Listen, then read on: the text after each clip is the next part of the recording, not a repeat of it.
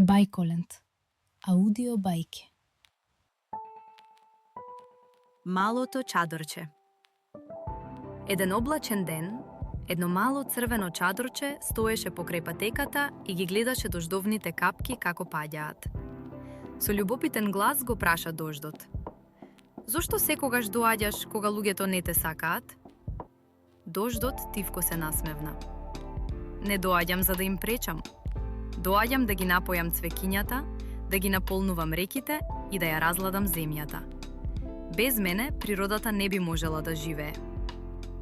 Чадорчето малку се замисли, а потоа повторно праша: "Тогаш, зошто луѓето ме отвораат секогаш кога врне?"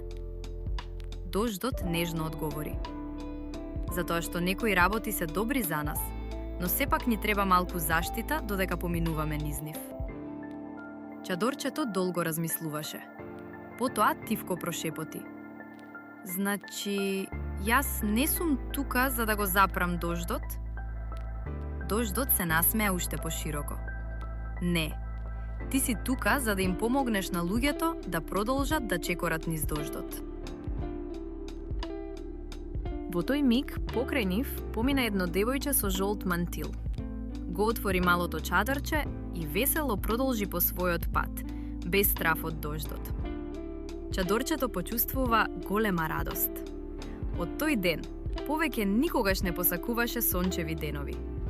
Секогаш кога ќе се собираа облаците, тоа гордо се отвораше, знаејќи дека има важна задача. Не да ги отстрани сите бури, туку да му помогне на некого храбро да продолжи низ нив. Поука за децата. Не можеме секогаш да ги избегнеме тешките моменти, но со љубов, поддршка и храброст можеме да продолжиме напред чекор по чекор. Порака за родителите. Не обидувајте се да ја отстраните секоја тешкотија од животот на вашето дете. Бидете неговото чадорче.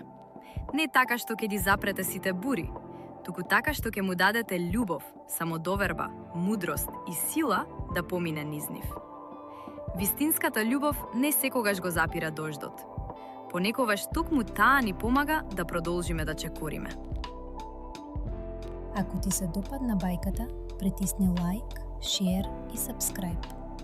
Се гледаме во следната бајка.